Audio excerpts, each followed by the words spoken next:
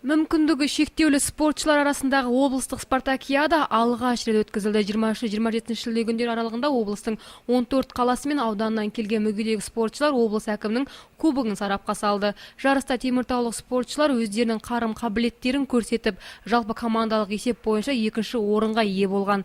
Арнайы ұйымдастырылған баспасөз мәслихатында барлық спортшылардың жетістігі айтылып, алғыстықтар білдірілді.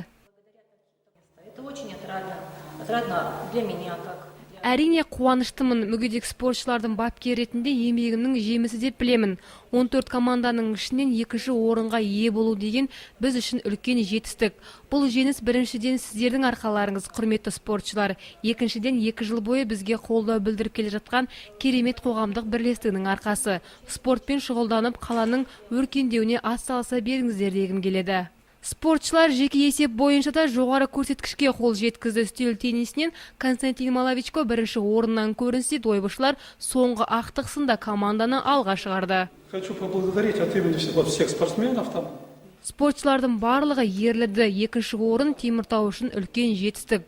Барлық мүгедек спортшыларға спортпен шұғылданыңыздар дегім келеді. Ұйымдастырушыларға көп алғыс айтамын. Осындай жарыстардың қатары көп болсын. Жеңіл атлетикадан 2 түрлі қашықтық бойынша Дмитрий Карапчук бірінші орыннан көрінген. 110-200 метр қашықтыққа жүгіруде спортшы алдына жан салмаған. Өзіміздің тұрақты демеушілеріме зор алғысым шексіз. Жанымызда осындай қамқор жандар болса, біз бір марқайып қаламыз. Сол себептен қолдау білдіріп отырған керемет бапкерімізге алғыс айтамын. Спортты жалғастырамын. Себебі спортпен шұғылдансам, қуат аламын. Жалпы теміртаулық есту қабілеті төмен және тірек қимыл аппараты зақымдалған спортшылар қандай жарысқа барса да жеңіспен оралып жүр. Бұл жолы да облыс әкімінің кубогын сарапқа салып, Қарағандыдан кейін екінші орынға ие болды. Ұйымдастырушылар бұл жарыстармен тоқталып қалмаймыз, ары қарай да шыңдала беретіндіктерін жеткізді.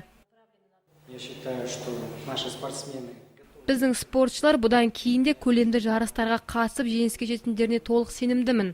Қоғамдық бірлестіктің спортшылардың атынан қала басшылығына, спорт секторына алғыс айтамын. Осындай жеңістер көп болсын.